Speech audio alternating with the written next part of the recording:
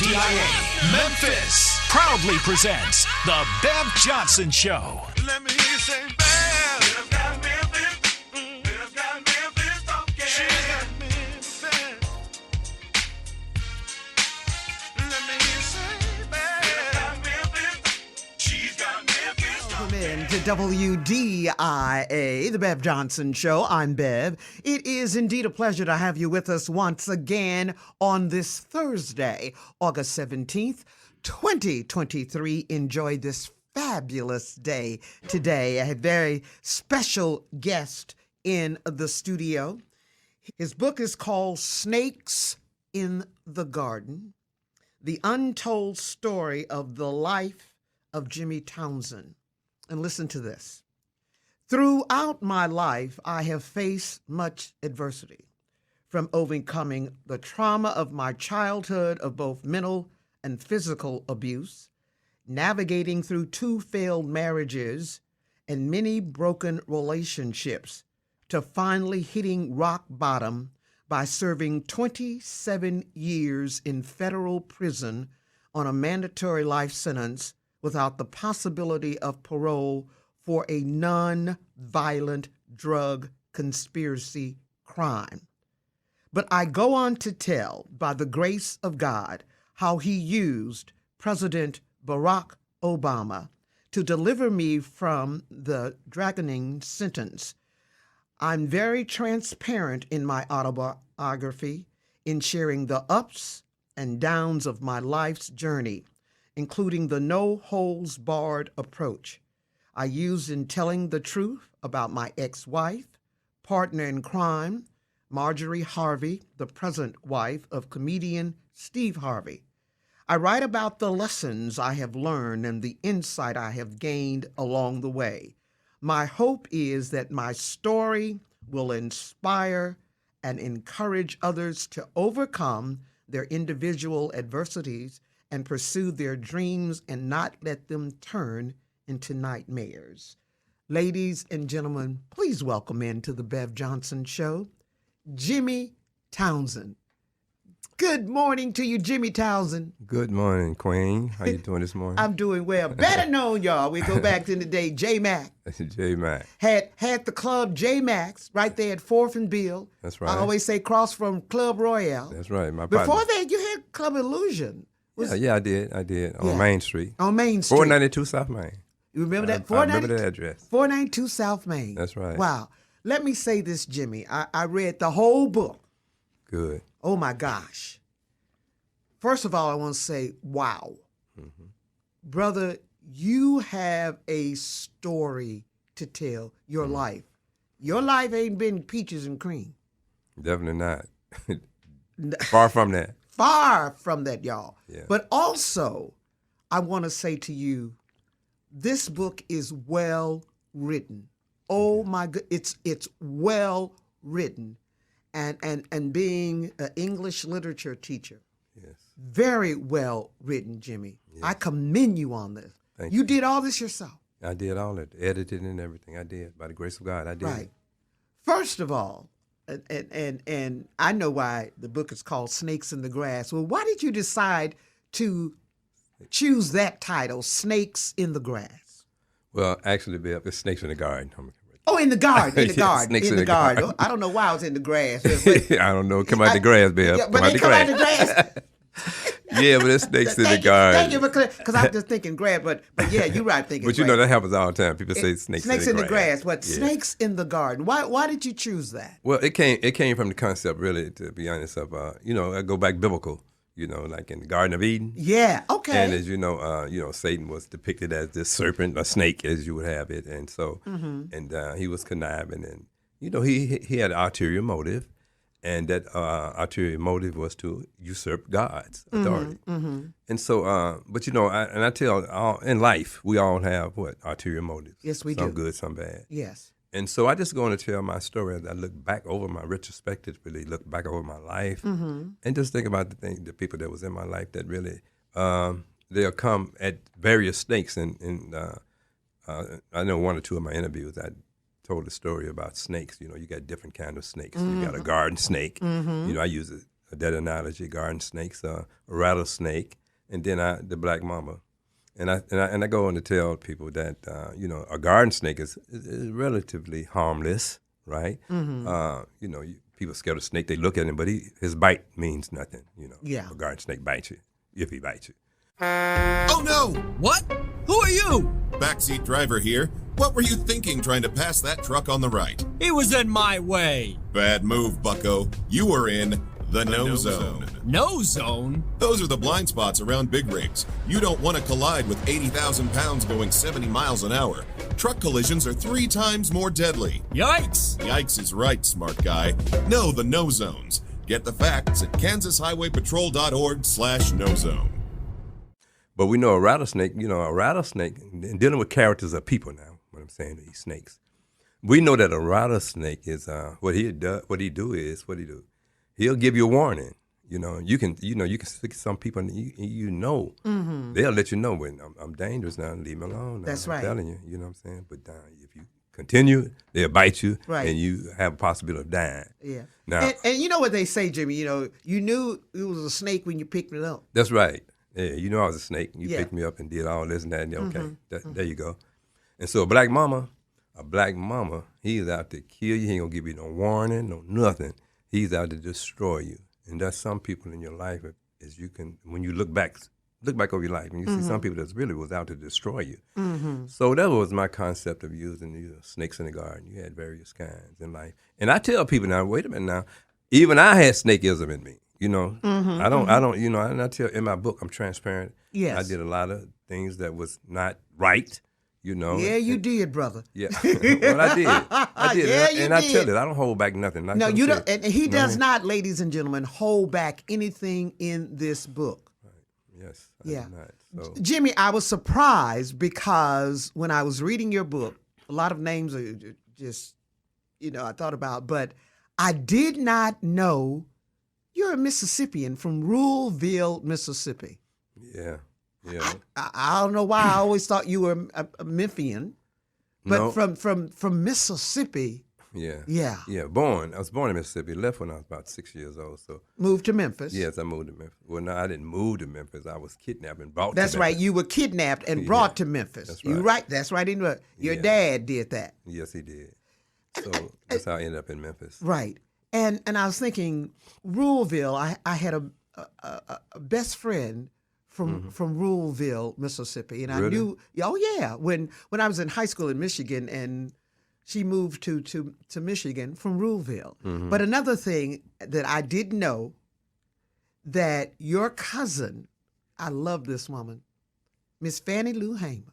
Yes, that's my dad's first cousin. Your dad's That's first my dad's cousin. first cousin. Yes, yes. Yeah, her dad and I go like, what, Miss Fannie Lou? yeah, yeah. And I met her when I lived and worked in Jackson, Mississippi. Really? Yes, I did. I had a chance Yeah. to interview her. When I go like, that was Jimmy's cousin. My dad's first. Your cousin. dad's cousin. It was Well, actually it's still your it'll be cousin, my too. second cousin. That's right. You're Your right. second My cousin. cousin. That's Gonna right. be your second cousin. That's right. That's right. Beautiful woman, was she? She was Man, a a beautiful warrior, a woman. warrior. Yes, she was. Yes, she was. Yes, she was. I loved Miss Fannie And Lou. let me say this here, and everybody Sure. don't know about Fannie Lou Hamer. Please go and Google her and research her. Man, this Yes. woman was a warrior. She didn't play no game. No, she didn't. And she died for what she believed in. Yes, she and that's did. fighting for our civil rights. Yes, she so did. accolades to her, man. Yeah. Yeah. So, and another thing that I learned about you as being a Mississippi, and I want to know, when you talk about your father, you never said daddy or father. You always called him by his first name. Yeah. That's a reason for that, isn't it? Because Yeah. he was a very abusive to you. You was talking in the book how he was abusive to the family. Yeah. And without just, telling Yeah. all about the book. We're not going to tell all about it, but just some things. That was through my whole life. I had to put Band-Aids on my hurts and pain Okay. because of his abusiveness. Mm-hmm. And and sometimes even when I was writing it, it was very painful for me Okay. to write that thing. Yeah. I mean, I was, Yeah. And even as I talk about it now, I have Yeah. a tendency to get emotional. Yeah, I And understand. you know what I'm saying? So, Yes, I do understand. because it was tremendous hurt and pain. One of the things that I learned that you talk about in the book while in Memphis, and the area you all came in around Patton, in that Yeah, the around hole. 3rd Street and that all that. The hole, that was the hood. That was called the hole, huh? The hole. It was like, yes, that's what we Oh, called at it. 3rd Street. So y'all called it the hole. Yeah, under the viaduct. We called it the hole because it was under the viaduct, and it was like you had to go down in the neighborhood. So it was like in a hole. So that's what they Right. called it, the hole. Right. Yeah. And then in the hole, and then I smiled when your family moved to Lemoyne Gardens. Yeah, yeah. And I think I laughed, Jimmy, because my folks were on Fountain Court, right off of McLemore. Oh, yeah, yeah. Yeah, Oh, right, the little Circle Street. Yeah, And behind there, too, I lived right around the corner from James Alexander, the Barcades. Oh, did you? Yeah, our folks lived around there.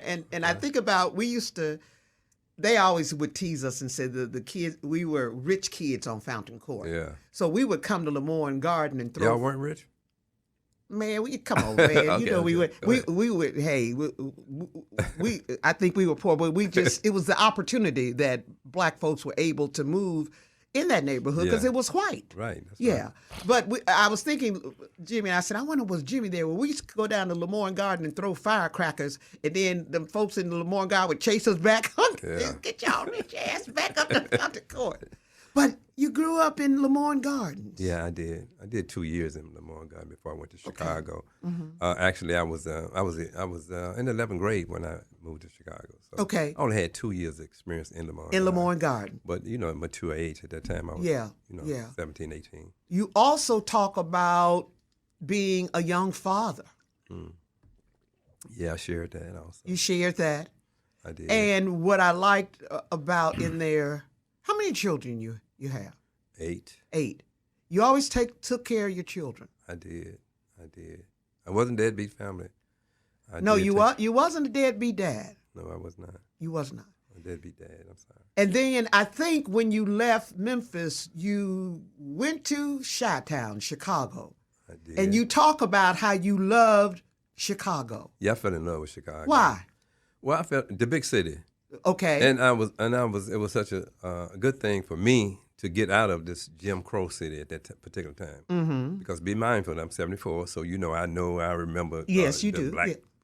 the colored water fountain, the colored restroom, the back of the bus. Right. I experienced the top of the movie theater. You couldn't sit at the bottom. Come on, brother. So I Yeah. experienced all of that, and so that's what I tell people. Even chopping cotton, I chopped cotton. I did it all. So that's what I tell people about. There's a lot of stuff I can speak on because I didn't just read about it. I lived it. You lived it. And so so I was really I couldn't wait to get out of Memphis at that time. And really I tell people that when I left Memphis, I hopped this train and me and my partner, I went to Chicago really to just get a good job. Mm-hmm. Because the job selection here was very poor for black people at that time. You know that. Mm-hmm. And so that was my sole intentions, was to try to get a better job. And of course it turned into a nightmare pretty much for me. Yeah. And y'all will probably say it turned into a nightmare because the night Jimmy going to Chicago, that's when you got in the drug business, became a drug dealer. Yes, yeah. Unfortunately, yeah. Yeah. Yeah. How you made your money? You made a lot of money. I did. Made a lot of money. You made a lot of enemies. I did. I did.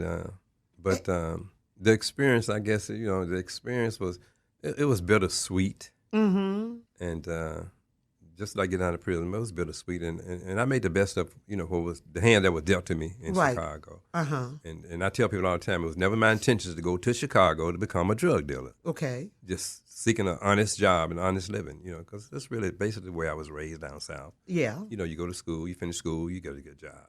Right. Or get a job, but at that time, exactly. There was no such thing as good job unless, you go to college or whatever. And I didn't go to college. Right. So, but yeah, I fell in love with Chicago, bottom line. I was thinking about the jobs and was surprised to know that going back to when you were in Memphis, you're a teenager, worked for Humpco. Yeah. Oh, yeah. I go like, Jimmy worked for Humpco. You know about Humpco? Yeah, I know about Humco. Oh, really? But I know about Humco. But you see how that turned out. Yeah, I see how that turned out. Yeah. If you've just tuned in this morning, we are talking with Mr. Jimmy Townsend. A lot of you all know him from J Max when he had his club here in Memphis, J Max and Club Illusion. And Forget about the Hawaiian Isles now, Brad. Oh, you know what? You know what? You keep saying you forgot about the Hawaiian Isles. You know what? I can't forget about the Hawaiian Isles. Pinnacle. That was the pinnacle. That was the pinnacle. Yes. That was the pinnacle. Because I remember when you opened, Jimmy, when you got Hawaiian Isle and you remodeled it. No, I didn't remodel it. I tore the old building down. You sure did. And rebuilt it. You built it. Because I was thinking, because what Mr. Simmons had, it was a whole new Hawaiian Isle. It was. Right. It was. I don't know why. Yeah, you're right. I'd like to tell a story about that. Can I briefly? Please tell the story about that. When I did it, when we tore the building down, at that particular time, it was, Mr. Simmons could sell mixed drinks. Right. But if I had gone in and tore the whole building down, then I couldn't have been grandfathered in to sell mixed drinks. I couldn't have sold mixed drinks there. Really? So I had to leave one wall about maybe about 6 feet long, if that, and just this one wall. And I had to build and structure design the building around that one wall in order to continue to sell mixed drinks. So I think that a lot of people remember that. I didn't know that. Yeah. I had to leave one wall. And also in Hawaii. That's why they're still able to sell mixed drinks there now. To this day, at the Rocking Chair. It's not called the Rocking Chair. Yeah, it's called the Rock. But really? Yeah. Mm-hmm. I didn't know. And then, but also when you rebuilt the whole thing, you made an upstairs. I did, yeah. Because when Mr. Simmons had it, was no upstairs. No, it was not. Yeah, you remember. I remember because I remember the little back part. You could go. Yeah, I remember. But Mr. Simmons had an elite. That's why I like that spot. Yes, he did. He had an elite clientele. Yes, he did. Yes, he did. Doctors, nurses, and everybody came. Yeah. So I fell in love with it. I said, well, you know what? This is what I want. I want, the elite people to come in. Right. Yeah. And Hawaii, and I remember, Jimmy, that when you opened it up, you had WDIA there. We were there. Yeah, that's right. Yeah, and we were there, and then we started doing our after work sets at the Hawaiian Isle. That's right. Yes, yeah. Yes. And then until the Fed closed it down. Yeah. I had big plans with WDIA because you did. The casinos was just opening up. Right. I had a lot of things that was going to structure around you guys, but the Fed said no. Yeah. And so, that's another story. Yeah, that's another story. I wanted to talk about, and hold on, y'all, I'm going to let you get in to talk to Jimmy. Some folks want to talk to you. Going back to Chicago, Jimmy, and being a drug dealer, and what amazed me in the book, that you did drugs. And I think about a lot of people I know in this business with me, a lot of colleagues who did drugs, gone on. Yeah. Man, how you survived and how you tell the drugs you took and was getting high from alcohol to cocaine. Oh my goodness. Yeah.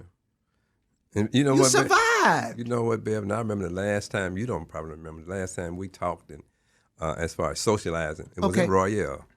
At Club Royale. Yeah, that was the last time. You don't remember. That was the last time that we socialized. Okay. Before I went to prison. Okay. And you don't know to this day, and every day I was high as a kite. But a lot of people didn't know that. I did know that. I did know that. I was a functional drug addict. No, you did not. I didn't know. I was a functional drug addict. And like I said, I was putting Band-Aids on hurts and pains in my life. Yeah. But somehow I learned to deal with that. I can't explain how, but but I was a functional drug addict. I fell in love with cocaine, and I was basically high every day off cocaine. But people didn't know. A lot of people. People didn't know. No, I know. Yeah, a lot of people. Because I think about the times the things we did at J Max, and I remember the big party we had. I think we were celebrating 45 years, our 45th anniversary. We had the big party at J Max. Yeah, back then, yeah. Remember right. we had the big, because we had Cheryl Lynn come in. We had a lot of folks, entertainers came in to help us celebrate. Yeah. And you say you were high Chick every Rogers, day. I think she opened it for him. Chick, yeah. Because Chick was, Yeah, I was Chick manager at that time. I know. You were Chick Rogers' manager. Uh-huh. Wow. Yeah. And you were high. But you were able to function. Listen. Every day. That was my witness. Every day I was high. Because when I read in the book and I talk here, when I read when you're going to the clubs and then I laughed because with dingbacks, I remember that name. And then when you talk about the guy who was there, you met Mr. T who worked there. Oh yeah, Mr. T was a bouncer. Mr. T was a bouncer there. Yeah, right. Yeah. I met Mr. T. Did you? Yeah. I'll tell you where I met him. And you went there at one of the Jack the Rapper conventions. Oh yeah, yeah. So every year. Yeah, well, you was going, but and I said, how did Jimmy manage being high and doing everything and be able to transact business? I don't want to tell the whole book, but being buy a house in Chicago, and you did it. Yeah. I did wow. Running a club in Memphis. Yeah. Businessman. Yeah. Don't ask me how I did it and being high every day. I did. And was very successful at it. Yes. And kind of had the right people around me too. Yeah. So, yeah. Yeah, I want to kind of fast forward because we know and the big thing, when you open Hawaii Now, then the feds closed it down and got you in prison, and when you were going first, when they locked you up. And I don't know, Jimmy, and I want to say, I don't know if I ever said this to you, but I was grateful that I don't know why you chose me to come out to interview you. I don't know why you chose me. Well, can I tell you why? And let me tell you this, bro. Okay. And I was scared as hell. Never been, Jimmy, never been to a jail or a prison in my life. Yeah, right. And when you called and asked me, would I come interview you? And I remember, and I was remember telling Bobby, he said, yeah, go out. This is going to be a good story. But why did you choose me? I mean, all the reporters and folks you could have chose. Well, Bill, I looked at you as a friend, and I had admiration for you and somebody I could trust, and so that's why. And I know you would be truthful and that you would tell my story as I presented it. Mm-hmm. So first of all, let me say that as a friend, I consider you as a friend, and to this day, we still kick it when we get a chance. Yeah, we do. So I love you. I love you, and I tell everybody, I said, Jimmy Townsend always treated me with respect. Yeah. And nice, you did. You always did that. And when you hired me to do something at your club, you always treated me. Yeah. And I'm grateful for that. And you know what, Bev? That's one thing that I evidently I did right, even in my condition. Yeah. Because when I got out of prison, people just came to me with, you remember when you did this for me, you remember did that and did that. And I did things that, and I'm telling you, my heart for the heart set, because, the Bible says even before you in Christ, your heart is deceitful and desperately wicked. Right. But I did some of the things that was right as far as being, just treating people the way I wanted to be treated. Mm-hmm. I never looked down on nobody, And no, you didn't. And I mean, I was nig rich at that time, I know what it was to be a millionaire. Mm-hmm. Nobody ever knew it. But I treated people the way I wanted to be treated. The way I came up to life. I never looked down upon it. And that's why one of the things, that's why I'm going to do my post. I got to say this. This is a sequel book. This is the first book, and the second book is already written. Because I said, Jimmy, now you left Chicago, head back to Memphis. I said, this ain't all of the story. That was a cliffhanger. I know it's a cliffhanger. I'm going like, wait a minute, Jimmy, you got more to tell. Of course, I couldn't tell.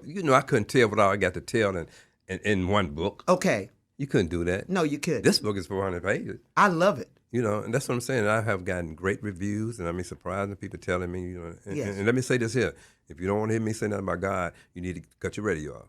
Because God gets all the glory, in His Son, Jesus Christ. That's right. That's just where I'm at. That's right. What I'm telling about the way I once was, and I want everybody to know I'm a new creation in Christ. Yes, you are. So understand that. So if anybody want to get in a conversation with me, they don't want to hear God, don't talk to me, because that's where I'm at. Anyways, after saying all of that, it's first book, then it's the second, it's sequel. Yeah, but I love it, and thank you. And I said, Jimmy, I know I have that tape somewhere. I asked you about that tape. I know it. When we moved and packed up, I put tapes, but I'm gonna find that tape. Yeah, I know you didn't throw it. I know you didn't throw it away. No, I didn't throw it away. Yeah, no, okay. it's in with some my other tapes, but are just getting I got so much stuff, but finding it. Okay. If you just tuned in this morning, we are talking with my friend Jimmy Townsend. He has a new book called Snakes in the Garden. Got it right. I got it right, brother. Snakes in the Garden. The untold story of Jimmy Townsend. If you have a question or two for Jimmy, we invite you to call now. Our number, 901-535-9342, 901-535-9342. You're listening to The Bev Johnson Show on WDIA.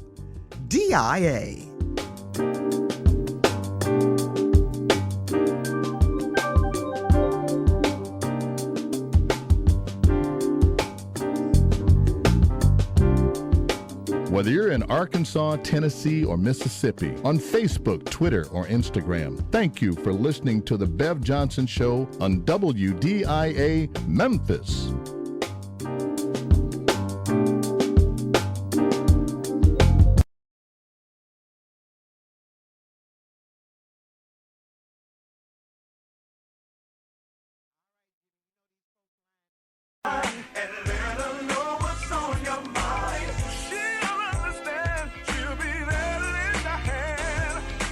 Telling you to just keep the faith. No matter where I go, I'm picking up Bev Johnson Show because Bev got Memphis talking. Yeah, it's the Bev Johnson Show. And I'm talking with author Jimmy Townsend. His book is called Snakes in the Garden, the untold story of the life of Jimmy Townsend. Jimmy, we're going to our phone lines to talk to some of our listeners. WDIA, Prince of the Charles. Say my name, say my name. How you doing, love? I'm doing well, Prince, and you? I'm on the top shelf. Good afternoon. Good morning to you, your callers, and to your gracious host there, Mr. Townsend. How you doing, sir? Tony the Tiger Gray. Great. Mr. Townsend, I got a couple of questions I must ask. I pulled up your book, and on the website, out of all the people who read your book, what do you think you line out of 5 stars? How many stars do you think people gave you? Just a quick guess. What, out of 5? Yes, sir. 5. All 5. 5. Everybody have given you 5 stars. Now, this is what blew me away. This is one of the things that blew me away. Whoever did the art cover for your book was incredible. I said to myself, man, I love whoever designed and did the artwork on the front cover of your book. That is absolutely fantastic. Beautiful. Thank you. And I want to ask this. Wow. Has anybody from Hollywood or any major studio has contacted you about probably turning your book into a movie? No, but you know what? I tell you, not yet, but it's on pace to be a bestseller. I mean, it far exceeded my expectations. It really has. So, yeah, I'm thankful for that. Great. Are you planning on having a book signing for your book? Oh yes. In fact, Al Parrish, he wrote a book too. Yes, he did. Yeah, he did. So he was the lead singer formerly with the Cool in the Game. That's yes, right. yeah. And so he's handling that. He's setting those up for me. But I think I got one set up that's going to be at the Hardluck Center, and then I got one set up at the Rocking Chair. Yeah, that's going to be good. Yeah. Okay. Yeah. Is that going to be anytime soon? Because I would love to get an autographed book from you and finish reading it. Okay, well, to read that book. You know what? The book sold so fast, man, and remember this. We knew it this end because I self-published it because I did not want to put it in the hand of these publishers because you know how they rob you. So we went that route, and okay, yeah. So and Prince, when Jimmy gets ready to have his book signing, I'm going to let people know where it's going to be. It's no problem. We're going to let folks know where it's going to be. That's right. Okay, you know what, and I have to commend you, and I'll leave you with this. For a person compared to what Bev just said, and I hadn't read your book yet, but trust me, I will, and I will comment on it when I get done reading and probably talk to Bev about it on the show briefly. But for what the things that you have went through and I have read, the footnotes on what people said about your book, man, you're a very strong man. to endure the things that you did and the things that happened to you. But at the same time, you didn't paint yourself as an angel, as being holier than thou, the things that you did. And I have to commend you on those things, brother. Okay. I really do. So I thank you for that. Because most people will not tell the dirt that they did or the things that they did bad. But you wasn't that guy. You brought it out to the front. You know, compared to what I just read online. You see, you brought it out there and you didn't sugarcoat anything. What's up, Lady P? You just told it, and that was it. Either they liked it or they didn't like it. So, you know, brother, to you, I can shake your hand and thank you very much for being that type of person. Because everybody's not truthful when they write a book. Thank you, and thank you for the support. Thanks, Prince. Okay. Right. Okay, thank you, Deb. As always, have a beautiful, blessed, and safe and healthy day. You're welcome. Right. Bye-bye. Hi, Norman. Hey, Bev. Hey, Norman. Bev, I am really surprised at you. Why are you surprised at me? Well, I'm just surprised you would ask that man a question like, why would you call me? And I'm just sure you ought to know the answer to that. He knew it even before I said it. No, because let me say this, Norman. Well, Bev, let me finish. Okay. Because I know that he know what I know, and that is you are black chastity. You are black chastity. How would he not have called you? Come on, my sister. Well, during that time, there were a lot of top reporters in the city. You know, worked for the TV station. I mean, he could have called somebody from the TV station, but he called me from a radio station. There you go. That's right. And radio report. What he said? Did you hear what that man said? He said because he loved you. How can we not love a Bev Johnson? Come on now. Well, thank you, Come Norman. on, Bev Johnson. Thank you, Norman. Brother Jimmy, how you doing, brother? Better than I deserve. What can I say? Man, I am so black-tastic, and I know you are. That's right. Because you're sitting there with a black-tastic sister, I promise you. Man, I just want to tell you, I listened to your story, man, it brings back memories of the old days that I hung out at the Hawaiian Island and all those things, but that's another story. Yeah. But your story is so powerful, man. I just have so many things I would like to say, but two things. One, I know for sure. I want to know, how can I get your books in quantities? I'm a director of the African Village Institute here in Memphis, and I want to quickly get your book so I can get it out to the community. But also, I would like to be able to talk with you also about setting up a book signing for you at the African Village. There will never be any charge for doing that, and you make your money. So I would love to be a part of something like that with you. And then I would wonder if you are interested in helping brothers like myself. I have a book that I'm interested in writing, and it's called Out of Darkness into His Marvelous Light. And I'd like to get just a little information on how you were able to do that and do it in such masterly detail. So do you have any interest in teaching brothers like myself and others on how to do that and, so forth? Anyway, I just wanted to tell you, brother, I am eternally grateful to God, because your story and mine, we have a lot in common, especially with my drug addictions and so many other things. So I cannot wait to get the book. But I thank you so much for what you're doing, brother, how you bring that back to our community. Right. Anyway, Beb, I'm going to hang up with that because I know others want to get in, and I want to listen to more of his story, but I can't wait to read the book. All right. Thank you, Norman. Beb, will you share my number with him, Beb, please? I will share my number with Jimmy. And Beb, Sure, go on, Jimmy. And can I get my website? Yeah, give me the website. Yeah, let me give you my website because you can order the book directly from my website, which is www.jiml, as in love, Townsend, TOWNSEND.com. You can order the book on my website, the ebook, and the paperback book. But I love writing the paper books because I love autographing the books. I feel like a real author now. Yeah, you're an author now, brother. And yes, and answer your other question, most definitely. And I tell people, let me say this very quickly. Sure. Don't think I want you people to hear me and hear me well. This book is not written to just talking about getting rich and running off into this, driving off or walking off into the sunset. Mm-hmm. This book is really for God to give me a platform. Hear me now. A platform to go and talk to kids, to keep them from falling in some of the pitfalls that I fell in.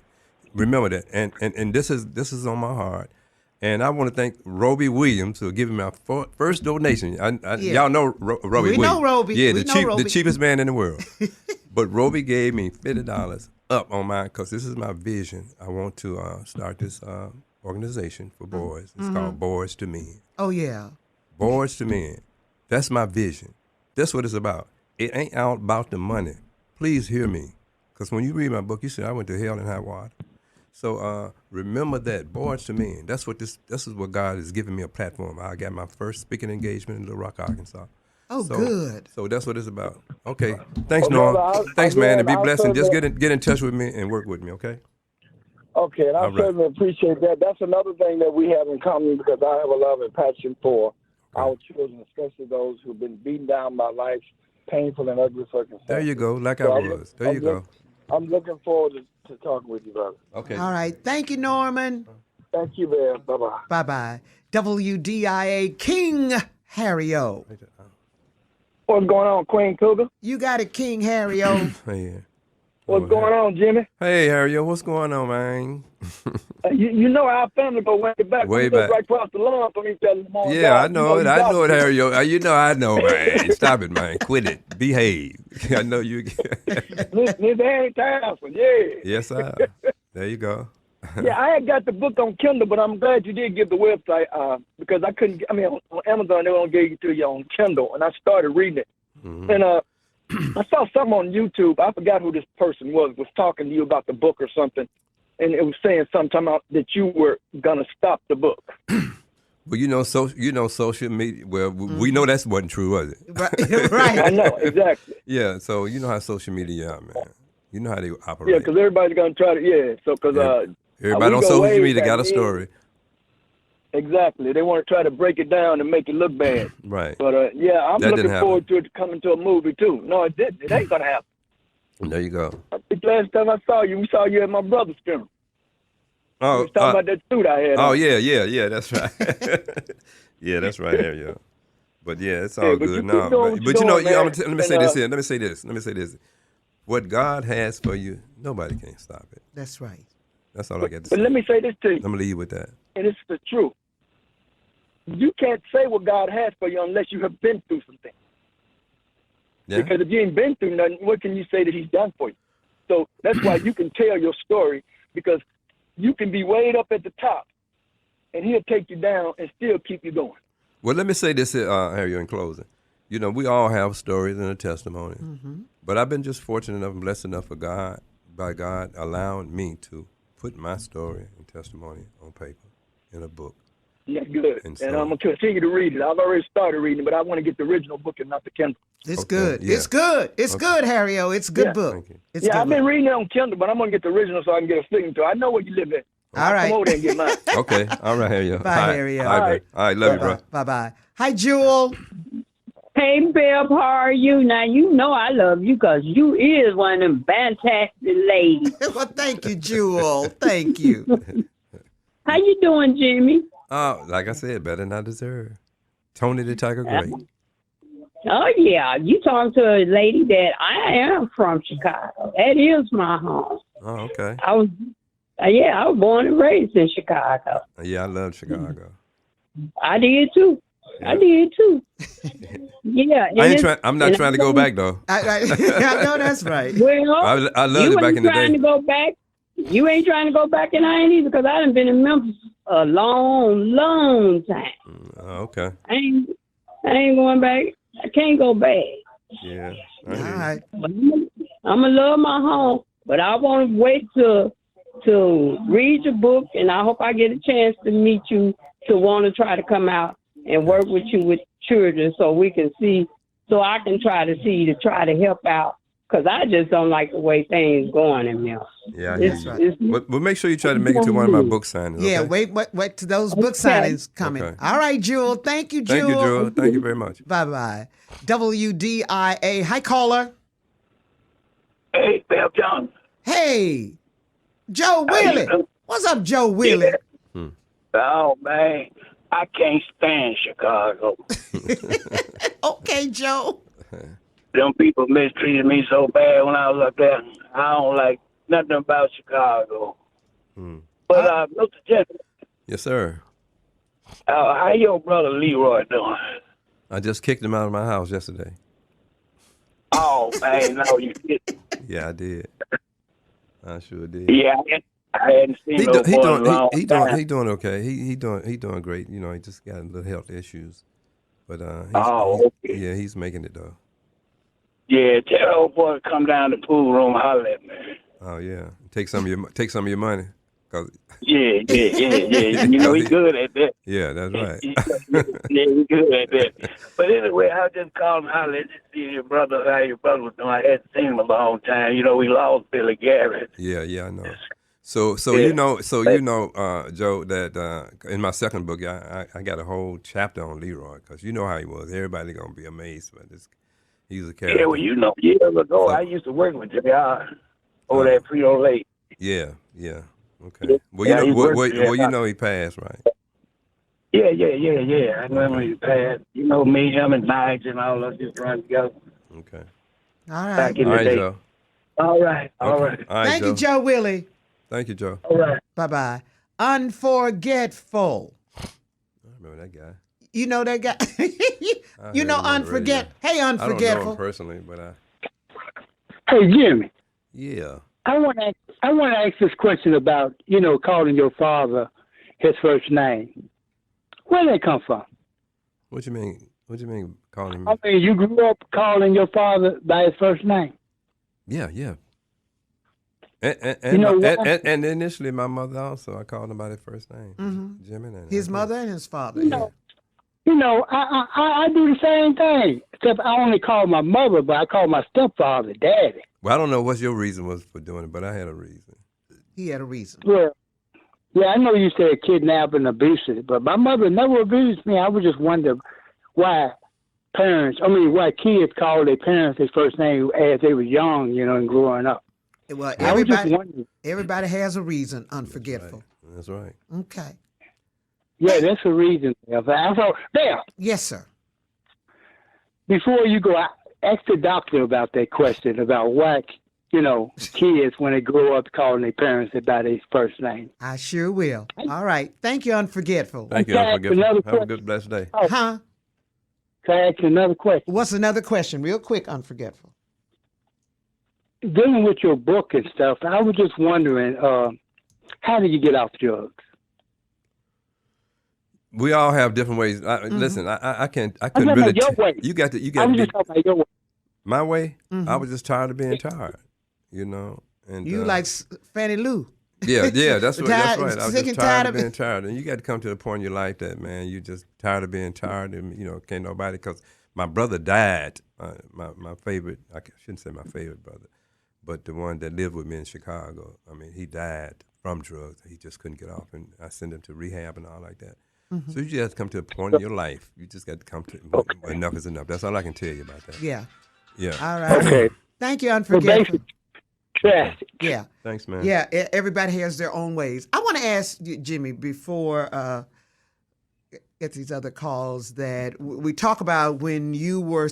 I love, Jimmy, how you start the book in the courtroom being sentenced to go to prison. Yeah, everybody loved it. I love that because you started there. Then you said, well, let me go and tell my story, where I came from. Got caught up in the reverie, yeah. Yeah, I love that, how you started in the courtroom and when you were sentenced.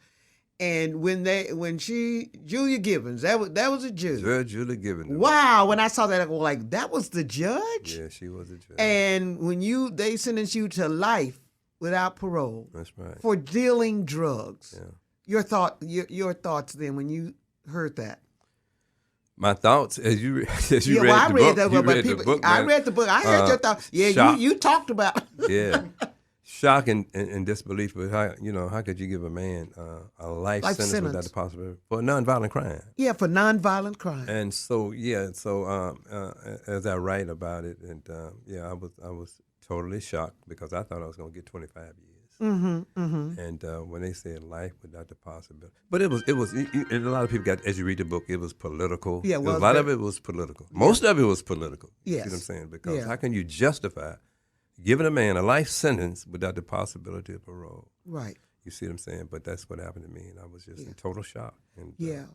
And and you went off went off to prison, and Jimmy and I, we always stayed in communication. Jimmy would write me. Yeah. I still got that picture you sent me. I got the card you sent me. I said, yeah. But the thing is that I love Jimmy and well, don't baby, I'm not cutting you short. Okay. I want these people to know I did 27 calendar years on that life sentence. 27. 27 calendar years. I did. Wow. Okay. And I read that, but you know, when I think I'm going like, oh my goodness. Mm-hmm. But he did 27 years, y'all. But the thing is, I love grace and mercy. Grace and mercy, baby. President Barack Obama in the final hours. Had you been trying to appeal your sentence? Yeah, of course. Fighting like a dog, you know. And you know, I like the way you said the final hours because my second book is The Last Hour. Wow. And I'm going to tell you why. Okay. It's the last hour. Uh-huh. Yeah. Should I tell you that? Come on, tell it. Well, you want to save it to the next book. But go on and tell it. It's in the second book. It's in the second book, Yes. But I think I said go like President Barack Obama. When I heard that news, Jimmy, I'm going like, oh my goodness. Mm. I was so glad for you. I'm telling you. And how did you feel when I'm sure your attorneys, how did you get the news? Well, let me say this. Okay. Let me say this because I left prison with a bittersweet taste in my mouth. And I tell people this. I really did. It was sweet because I got clemency. Mm-hmm. You know, I got that life sentence off me. But it was many more brothers in prison that should have walked out of prison with me that had all those draconian sentences imposed on them. Mm-hmm. You see what I'm saying? They should have walked out with me, especially everybody that had that life sentence without possibility of parole that was nonviolent. They should at least been given a 25-year sentence or a 30-year sentence, given a number. Mm-hmm. You know, you can't justify, you give murderers, rapists, and all kind of derelicts a chance to get out of prison. Exactly. You see what I'm saying? Yes. So you can't do that. So I left out with that sweet taste, but a bitter taste because I was leaving a lot of brothers behind that should have walked out with me. Mm. You see what I'm saying? I hear. Yeah, I hear you. So yeah. Now, in answer to your question. When you found out President Barack Obama. Yeah. Barack Obama. Yeah. Let me say this here. I'm just going to give this little tidbit up. It was the last hour. It was the cutoff date, that particular day. It was the last day that all clemencies was going to be held. At 3 o'clock, if you hadn't been notified that you had gotten clemency, then you was doomed to continue doing your life sentence. I was the last person at the last hour, on the last day, the last hour, the last minute, right before. The 3 o'clock was the cutoff date. Okay. They notified me. I think it was 10 minutes. I think my counselors came to me. It was about like 10 minutes to 3. Wow. They gave me notice. I had just given up, you know, as far as getting clemency. Mm-hmm. So that's why I titled this my second book, The Last Hour. I like it. Mm-hmm. I like it. Mm-hmm. We are talking to Mr. Jimmy Townsend, his book, Snakes in the Garden. There you go. Jimmy, we got some more phone calls. Can you stay a little while longer? For you, yes. Well, thank you, sweetie. Thank you. Well, Jimmy's going to stay a little while longer. I know y'all have questions for him. Hold on, callers. Hold on, listeners. We are talking with the new author, Jimmy Townsend, the untold story. Well, we know you're a club owner, but now you're an author. I really like that. We know you're an author now, brother. Author. No, y'all got to call me author. You're author now. I love it. Jimmy Townsend, the untold story of the life of Jimmy Townsend. Hold on, y'all. You'll get your questions as we go to the other side of the Bev Johnson Show, right here on WDIA. You're listening to Tennessee Radio Hall of Famer Bev Johnson on WDIA.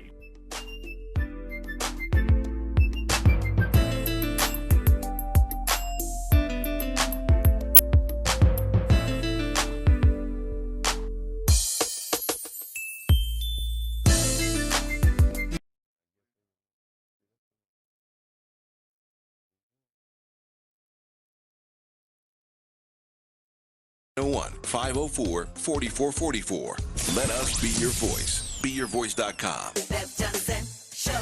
Bev Johnson's got Memphis talking. At home or wherever you go. So get ready, let's go. It's time for the Bev Johnson Show. Bev Johnson Show.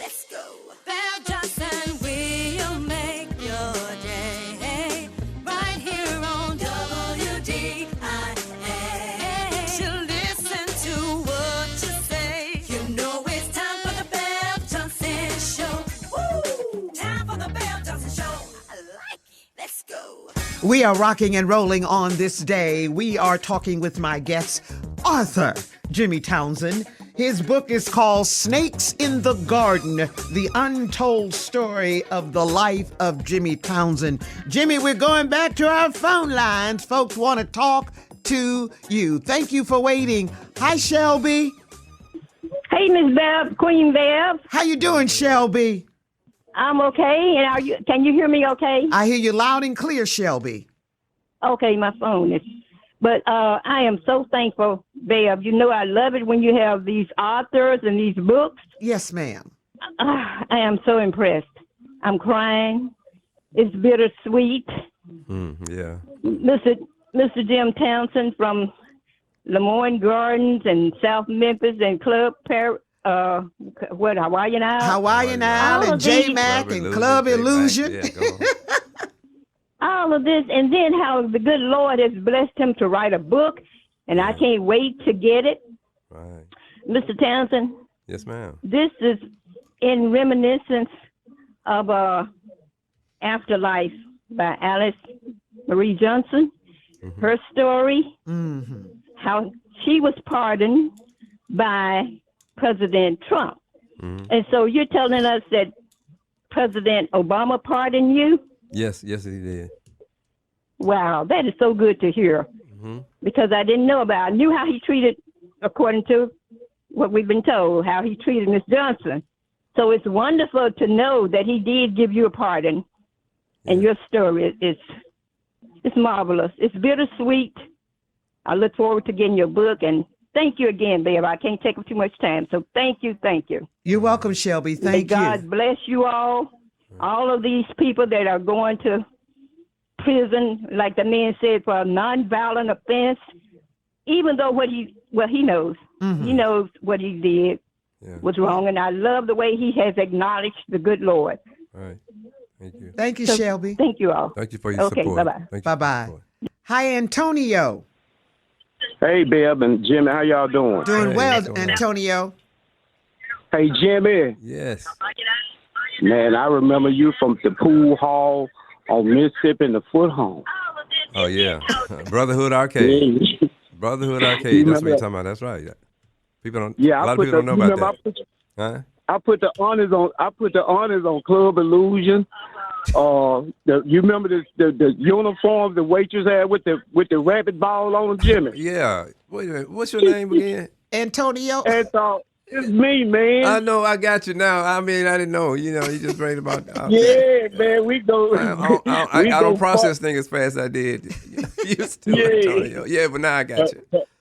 Yeah. I'm glad you out and doing, because I always knew you was that guy that would prevail over anything, because you know what? I had and got that same spirit you got. I moved to Abilene, Texas. That's where I live at now. Okay. Okay. Yeah. But you know what? I just got the copyrights. I'm doing a book, and I sure would like your opinion on my book, because I just sent for my copyrights, Jimmy. Yes. And we artists, you know what I mean? But let me say this here too again. Go to my website www.jimltownsend.com. Okay, www.jim Jim as in love Townsend TOWNSEND.com and go to my comment page. Go to my comment page. My contact page. I'm sorry. My contact page. Go to my contact page, and you can communicate with me, and then we'll take it from there. Hey man, everybody doing good, Jimmy. So I'm glad you all, you doing good, and man, it's glad to have you on solid ground. So keep on doing what you're doing, brother. Thanks, my man. Thanks, Antonio. And thanks for your support. Yes, y'all have a good day, Bill. Thank you. Bye-bye. Bye. WDIA, Jefferson. Beverly, how are you doing? You know what, Jefferson? I am, as Norman would say, I'm fabulous and blacktastic. Oh, doggone right. That was wonderful. Well, Bev. Yes. Could I speak to the author? You can speak to the author. He's listening. Well, all right. Mr. Townsend, how are you today, sir? I'm doing better than I deserve. Well, that's great. Listen, I just want to call and just say, you know what? We all thank God for you, and we praise him with you as well, and for you of how your story turned out. I just heard you say that you was it what the last day, the last hour, you know, the last moment, and you were part. You know what? I got called for a job almost the same way. It was the last day that my certification would be available or whatever for this particular job. It was actually a career. And I understand the feeling. And I said, I got a call and just tell him, man, thank God. And it feels wonderful. But listen, we are so proud of you, and it feels good to hear something good in Memphis and out of Memphis now. Right. So much is going on, you know. So congratulations to you, and keep up the good work. And I'll say this, and I'm going to leave. If you ever do anything like, I don't know what you call it, but anything that you need a good barbecue pit master on, Bev has my information, and I'd be more than honored to volunteer my time to help out. I appreciate that. Thank you. God bless you, brother. Thank you, Jefferson. You too, Jefferson. Thanks, Jefferson. Yes, Bye-bye. Thanks for the support. Yeah, yeah. Jimmy, and he can cook. He can barbecue, too. And Bill, let me say this in real Sure, quick. sure. I tell people, and I guess they done picked up on it anyway, I've never said that I didn't deserve to do time in prison. I deserve, hear me now. I'd like to say that. Hear me now. I deserve to get time in prison because I ain't going to lie. I was selling more dope than the law line. And so, but I never, it was just life sentence. Yeah. Without possible parole. Never. I deserved to get time. Yeah. 10 years, maybe 15 years. Yeah. And was willing to do that. Okay. I did 27. I just want 27. Yeah. And I don't know, because that when I heard that giving you life for selling dope. Yeah. I just didn't want people to sit up here and think that I wanted to be accountable for what I did. Oh, sure. Let the time justify the crime. That was my thing. So yeah, that was over and above. Okay. Let's go to the next caller. Thank you. All right. Shawty Mack. Shawty Mack. Hey, what's going on, Bev? And hello, Mr. Townsend. Hey, how you doing, Shawty Mack? Man, I got some Chi-Town roots too, man. I just want to say stuff my cousin and different friends went through when I was in Chicago in the 80s and 90s. Yeah. Man, you know today you sitting at that radio station, Mr. Townsend, you know you are truly blessed. I am. I know that. And God is so good because a lot of brothers didn't get out. That's right. A lot of brothers didn't get out of Chi-Town. I got a cousin that kind of straightened his life out, got married, found a good wife, but he kept wanting to go back after he got in the church, Mr. Townsend and Bev. After he got in the church, away from all that mess, right over there around 44th and St. Lawrence. I know Mr. Townsend knows exactly what I'm talking about. Yeah, I do. 44th and St. Lawrence, he wanted to keep going back. Now, man, I'm going to preach this to these guys, how good God. I said, man, stop going over there. Let them find the Lord. Yeah. He ended up losing his life, Mr. Townsend, going over there, preaching, and a guy brought up something that had happened 10 years ago. Said, yeah, man, that's the same guy. And he lost his life, yeah. Yeah. So, like I said, a lot of guys get out, And I did not know. You said President Obama pardoned you. Man, they had so many things in the street talking about Trump had pardoned you. Well, you didn't know what to believe. No, it was President Obama. Yeah. Barack Obama. Barack Obama. Yeah. But baby, and let me say this very quickly, Shawty, before I turn you loose. You're right. Okay. You're right. And as you read my book, like you said, a lot of people didn't make it out of Chicago. And as you read my book, you'll see that I only made it out by the skin of my teeth. Yes, he did. Yeah. Yeah, you did, brother. Yeah. Yeah, Jimmy, yeah, you did. Yeah, I did. Without a doubt. And I want to say this in close. Man, it's something about Chicago. I'm from Memphis. I'm from Memphis like you, Mr. Townsend. But when I was up there staying, I had a lot of relatives, probably like you, relatives and friends that I had made. And Bill, it's just, you can't explain it. First of all, I want to say this, see if Mr. Townsend can agree with me. The women in Chicago love the men coming up from Memphis. Don't tell everybody that. Yeah, they do. Don't tell everybody that. You gonna give up the secret, Shawty? Don't give up the secret.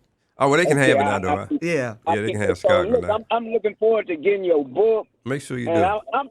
I'm looking at a movie behind this, Mr. Townsend. Well, we see, like I was telling everybody, it's on the pace to be a bestseller. If it still go like it's going to be a bestseller. So that's when they start looking at you as far as the movie. Look, let me ask you this before I go. Okay. Did you that was you had the J Max also downtown? Yeah, that was me. Yeah. So you remember the Overtime Tuesdays, right? Of course. Yes. Man, yes, of course. I had some friends, man, used to call me and say, man, you know what day it is? We're going down to J Max. That's right. Y'all be blessed. I'll see you, Mr. Townsend. I want to keep up with your book signing so Shawty Mack can meet you in person, man, and you be blessed. Bear be blessed, and I'll talk to y'all later. All You right. too, Shawty Much Mack. love, Shawty. Bye-bye. WDIA. Hi, caller. Good afternoon, my most beautiful African violet. How you doing today, my sister? I'm doing well, David. How are you? I'm holding on. I'm holding on. Hold on, brother. Hold on. Is this the same brother that I called you up one day and I said, man, that Negro is sharper than he cleaner than Sunday chitlins, and y'all were walking in the mahogany. Ain't that the same Negro? The same Negro. The same Look Negro. here, man. She don't know it while she's sipping chocolate martinis down at Aruba, and I'm sipping Gatorade after cutting the yard, but she's still my girl. Now you watch yourself. That's first day. But how you doing, brother? How you doing today? Better than I deserve, brother. What can I say? That's all right. I've enjoyed the honesty, as I enjoyed Firehouse. He came with his honesty as well. Bob Winbush.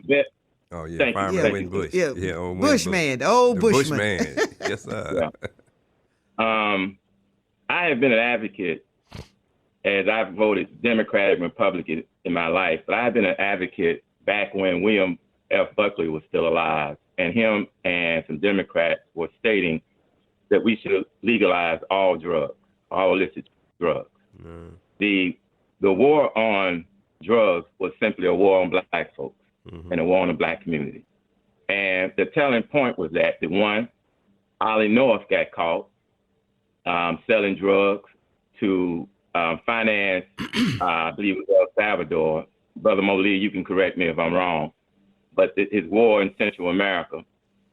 And we see how the crack addicts are dealt with as criminals, while the opioids and the meth ones have a problem, a health problem. So we saw this, and way back what was happening. When Bev mentioned on the show once, she said, I think you said J Mack. I don't think you said Towns. Most of us know him by J Mack. Was still locked up. I said, what? Really? And I know he didn't kill anybody because I watched and kept up with the trial. And I said, man, that's crazy to have somebody who is not convicted of murder, rape, serial, or whatever, and we let them rapists. I agree with you, brother, 1,000%. Lastly, folks always talk about how people pay their debt to society. That's all they got to do, except when it comes to black folks. As we speak, in fact, she just texted me the results of her pulling her FICO score. Who is a let me get it right, because the brother said, a returned citizen. That's what the term is that they're comfortable with in helping her with some business.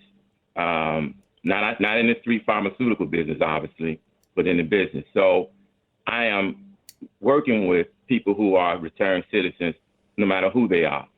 What I would hope, though, in the future is that, as Harold Ford Jr. once pointed out to me, we need to get them before they get into this system, because the system ain't trying to rehabilitate anybody. So my request to you is that do what you say you're going to do, give back with your intelligence and smarts, because you can't be no dummy in that street pharmaceutical game. And a lot of you guys are way smarter than what I am, getting my college degree, and putting something in these young brothers that tell them that, man, you ain't going to win the lottery in this. Most of them don't. In fact, my best friend in this world got shot in the head twice and left in the field in Seattle because he went one way and I went the other. So I appreciate what you're sharing. I hope some of these young people are listening and that we can reach them where they are. And they're going to respect you more than they're going to respect me because you've been down through it. Yeah. I look forward to getting your book from Norman and reading it. And my namesake, by the way, El Haj Malik El Shabazz, a.k.a. Malcolm X. Okay. He went through some things, too, before he found the light. Okay. Peace before pieces, Steve. All right. Thanks, David. Yeah, well, let me say this. Sure, very quick, go on, Jimmy. And thank you for that, David. But all I do know is that what I was doing, and retrospectively, when I look back over my life, dealing drugs, we know I was, at the time, I was a blight on society. It was wrong. You see what I'm saying? So that's why I'm saying I want to try to, that things that I did, I want to try to pay for it by helping kids. Yeah. That's what I'm telling you about my boys to me. You see what I'm saying? Yes. Because I mean, I did. I wreaked havoc on society with drugs. And they would, anyway. Yeah. And you're going to do it. You know what I'm trying to say. I know what you're trying to say. Yeah. WDIA. Hi, little daddy. What it do, player? What's up, Bill? How you doing, little daddy? I'm doing well. What do you say? First of all, I got a question for Mr. Jimmy. Okay, what's your question for Mr. Jimmy? I want to know, could you help me out? Because in fact, these goons on WDIA, not Bill Johnson, they stealing my words. They won't pay me. And they, I want to see, can I write a book about that? Can you help a brother out? Oh yeah, we're gonna owe me money. I need to get paid. Even the folks on the Weather Channel, they saying my words. Everything I'm saying, they steal my stuff. So I need to get my money. I need to get paid. Well, put all your words in a book, little daddy, and you can get paid. I had asked Mr. Jimmy Bill. I said, and we're gonna. That's what I'm saying, and we're gonna title the book "Sinkhole." The sinkhole. Yeah, sinkhole. And first of all, so listen, Mr. Jim, I'm gonna put you in my black house cab because you seem like a down to earth brother, whatever. I ain't kissing up to you out there. Like I think we're good people, and I'm gonna put you in my black house cabinet. Everybody in there, President Obama, whoever, they up in there. Okay. And that's what I roll with too. Right. Well, you know what? You know what, little daddy? Got to about the haters hate on me. Babe, you heard about the downtown sinkhole I built up on Madison Street? Yeah, I heard about it. So I think Jimmy gave you a good title for your book, Sinkhole. The Sinkhole. The Sinkhole. I was up two nights in a row. Little daddy, let me say this, little daddy. Little daddy, hold on, little daddy. Okay, get your shouts out. Oh, okay, get his shouts out. Go on, little daddy. I'm going all the way up in heaven. They really still in it, Mr. Jimmy. I'm going all the way up in heaven. Give Belle Jones and her mama a shout out because she love her mama just like I love my mama. Your mama and I met my mama all the way up in heaven. Mm-hmm. And, my mama is in heaven. She most definitely in heaven. Your mama, you lost your mama too? Yeah, I lost my mama 25 years ago while in prison. I'm quite sure they probably. Your mama and whoever you lost, they'd have met my family up there. So thing is, I'm gonna put them in there. Like I said, you in my cabin forever because in fact I don't put the haters in there. And I want to go all the way up in heaven and give Bobby OJ a shout out because in fact I thought Bobby OJ didn't like me, but he did because Calvin told me a long time ago. And I want to give Beverly Lane Johnson a shout out. That's you, Bill, to keep the goons off my words, Bill. Okay. And I want to give my first lady that I met around here. She tight and right and a pretty cutie pie, and she followed me on where I stay, Bill. Okay. Her name is April, and she definitely got it going on. And I want to give my millions of fans that loves that all 2 people got. Millions and millions of fans. Guess who that is, Bill? Who is that, little daddy? Little Daddy and Beverly and Lane Johnson. That's me, that's for real. Because in fact, I meet my people all day, every day. And I also want to give Lady P, still my place sister. I love her to death. And I want to give my brother KB a shout out. Okay. I want to give John, you know John, Bill. Yeah, I want to give him a shout out. And all the ladies that love some little daddy, y'all in my Black House character. Look, babe, it is what it is. Uh-huh. That ain't what it ain't. Uh-huh. Get what, babe? What, little daddy? Them damn goons that stole my... I forgot to tell you, them goons stole my sinkhole, stole my word. The goons, they call themselves the damn goon squad. Man, y'all owe me $100,000 downtown. Y'all need to pay me my words and stop playing with me and stop listening to WDIA. It's only one person can roll like that. That's me. Stop stealing my stuff. We're trying to make a... All right. Bye, little daddy. Thank you. My stuff. It is what it is, man. Have a good one. You two have a good one. Bev, let me say this to little daddy. First of all, little daddy, this is what I got to say to you. First of all, those million fans of yours, well, please ask them to buy my book. First of all. And then secondly, I got my publisher here, Elliot Brent. And we're going to see, can we get you your book published? That's right. Say hello to little daddy. What's going on? What they do, little daddy? you know what? I love that title, The Sinkhole. The Sinkhole. And he gonna publish your book, and we're gonna title it The Sinkhole. Yes, the Sinkhole. I love it. I love it. Hey, little daddy. And in Jimmy's book, he talk about them goons too. I sure do. I do. You talk about the goons in your book. I sure do, little daddy. I know. You better buy that book and read it. I talk about them goons. Talk about them goons. WDIA. Hi, caller. Good morning, Beverly Lane Johnson. That's you, baby. Hey, Ann, how are you? I'm fine. And good morning, Jimmy Townsend. Good morning, Ann. A walking miracle. Huh? A walking miracle. Oh, yeah. There you go. A walking miracle. I sure am. I am. That's a lot. You know, I just ordered my book. I just called and let you know. I just ordered my book. Okay, thanks for the support. And I can't wait to get it. Yeah. I'm sure you're going to enjoy it. I just want you to know that back in those days, you did all that you knew how to do, and you did what you needed to do, that what you could do to survive. That's what you chose to do. But you know, now, I believe you're living in your purpose, your real purpose. There you go. And I'm so happy to be able to witness your deliverance from the snare of the evil one. Because you know the devil thought he had you. You know that, don't you? Yeah, but he didn't, did he? But Jesus came and grabbed him. You know, that's what that song said. The devil thought he had me. But Jesus came and grabbed me and put my feet on the straight path. I am so happy to see you survive. You talking about somebody taking lemons and making lemonade out of it? Yes. That's what you did. Thank you. That's what you did. And it's to see you, God's grace and favor and his mercy all over you. It blesses me to see you all in church and to know the kind of lifestyle you used to live, because I was out there too, brother. Yeah. And a whole lot of us were. We just don't want to tell it, but I was out there too. I'm a miracle too. And I just want to tell you, I am so happy that you were able to come back and live a productive life, live a life full of loving Jesus, and he loves you. As long as you stay on that path, you can't win with stuff you lose, because you are walking now, you're being led by the Spirit. So you keep doing what you're doing, keep being blessed, and just keep making us happy to see you here still alive and live a good life, son. God got you. All right. Thank you so much, Ann. Thank you, Ann. Thank you, Ann. Yes, you too. Bye-bye. God bless you. WDIA. And hi, caller. Hi. Hi, you're on the air. Okay. I am so excited.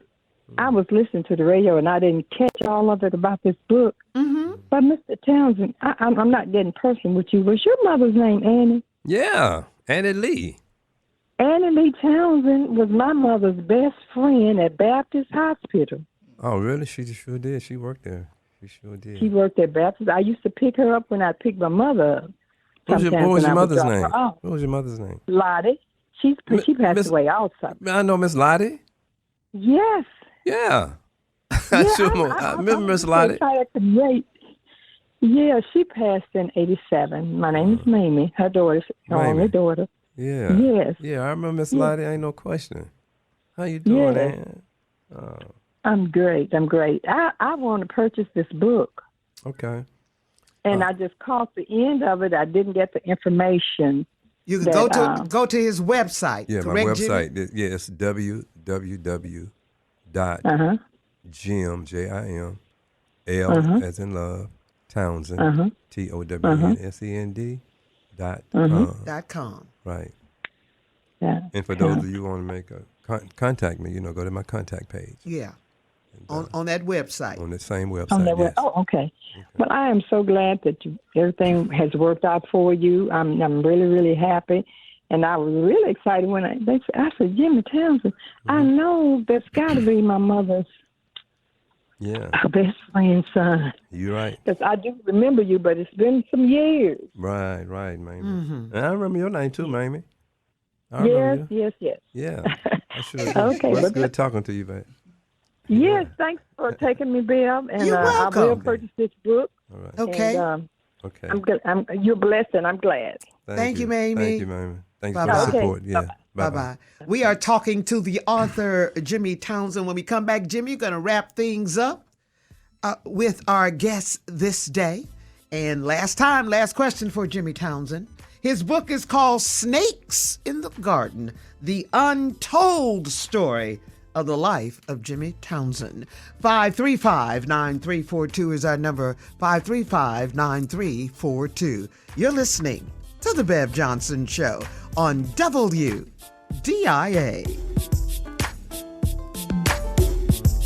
It's the Queen of Talk, your girlfriend and mine, Bev Johnson on WDIA.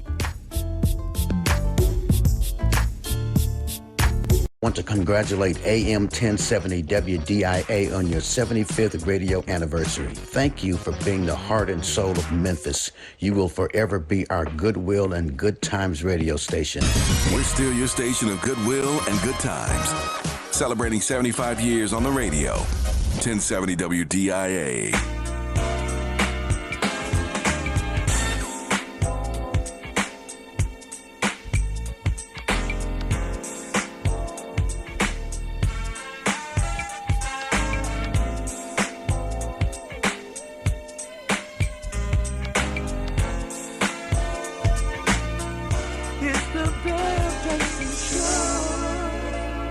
You're listening to The Bev Johnson Show. Here's Bev Johnson. And I'm talking with author, Mr. Jimmy Townsend. His book, Snakes in the Garden, The Untold Story of the Life of Jimmy Townsend. And get this phone call. Hey, Anita. Hey, good afternoon, Bev. Good afternoon. How you doing? Doing well, Anita, and you? All right. Good afternoon, Mr. Townsend. Good afternoon. And congratulations on your book. Thank you. You the one that played in this movie, The First Temptation? No, I'm not You're the one. not the one? Okay. No, Anita. No, I'm not the one. Okay, they showed up. Okay. Really? Have a good day. Congratulations, sir. Thank you so much. All right, and God bless you for being a survivor. Thank you. Right. Thank you, Anita. Okay, y'all have a great day, Bill. Bye-bye. Thank you for your support. Bye-bye. You know, Jimmy, this has been great. I think about the book. It's a very good book again. Thank you. Very well written. And I was going to ask you, did you start this in prison or when you got out of prison? No, I wrote the book in prison. Okay, you wrote it in prison. Yeah, I did. Wow. Yeah, I did. Very good. So, yeah. And then, so we got two coming out. Because you let cliffhanger, because after you, this last chapter, you coming on back to Memphis, I go like, now, wait a minute. You got to tell some stories in Memphis. Yeah, I'm going, that's book 2. And I want to say this, because I know everybody, when people were talking, Jimmy Townsend has a book, and everybody, I know Jimmy, was thinking it was going to be about Marjorie. Yeah. You know, that was the first thing, because people, I want to think it's going to be a lot about Marjorie. I'm sure that's coming. It is, and I was telling people, I wanted people to see me as an author. Yes. You see, that's what I wanted them to see, that really God had gifted me the capability to be an author. Yeah. And I like that title. But anyway, but book 2, I know mostly people, and I tell people, Marjorie and Steve Harvey made me famous. Yeah, you know Marjorie and Steve Harvey. They did, because I know people really want to know the truth, because there's so much going across social media, and when I was even in prison, I was seeing all these untruths and and just everything screwed up.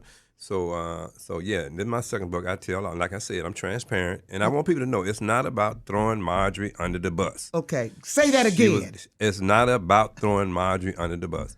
she was just played, and you're going to see us 3 more women played an intricate yeah. part in my life. Yes. And it's just my life story. So because you talk about, and I'll say this, I won't tell everything, because when in the first part of the book, he talks about the women in his life who are in the courtroom with you. That's right.